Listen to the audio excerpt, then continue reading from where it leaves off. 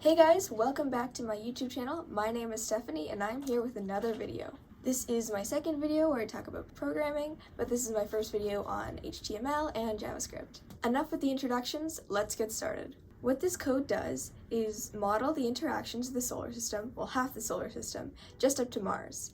It also has user interaction where mass and velocities can be changed to see how this affects the system. My favorite is changing the sun's mass. In the solar system, the planets orbit the sun through centripetal force, a net force that causes an object to move along a circular path. They also accelerate towards the center of their path, in this case the sun. In my model, various methods and properties such as acceleration and the move method show these interactions. The class particle is what creates the planets and stars that we see in the model. There are many properties that each object has, such as mass, position, velocity, acceleration, and the x and y direction.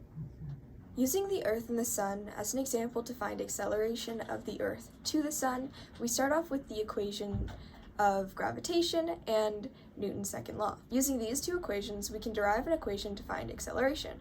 This will determine the acceleration of the Earth to the Sun in each instance. The next step is finding out how we can go from this equation to one where we can solve for acceleration in the x and y direction. Let's go back to see how our planets interact in terms of forces. Focusing on just this force for simplicity, as they are both the same magnitude, just different directions, we can break it down into its x and y components. Previously, we've also found that acceleration and force are in the same direction, so we can also rewrite it like this. Something feels familiar about this.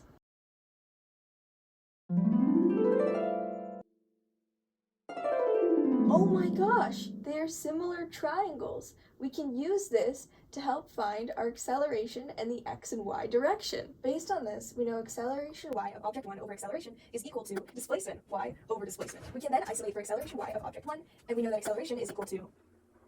So we are left with the final equation of acceleration y of object 1 is equal to the gravitational constant times mass of object 2 times displacement y over displacement cubed. This is what the method attract other particle does. It finds the distance of one particle to another using the Pythagorean theorem and their x and y displacements, which comes from their x and y positions. Then uses the previously described equation to find the acceleration in the x and y directions.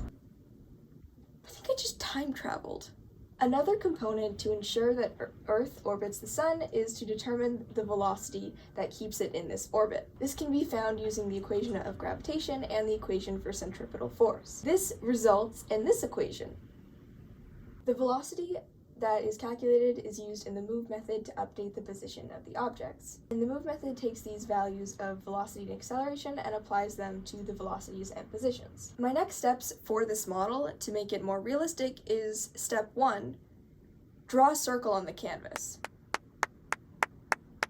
I'm kidding. What I would actually do is get the ratios of how long it takes for the planets to orbit the Sun more realistic. While making the sizes and distances realistic would require a larger display, I would like to keep the ratios of how long it takes to orbit the Sun realistic. For example, it takes the Earth about 365 days to orbit the Sun, and it takes Mars about 687 days to orbit the Sun.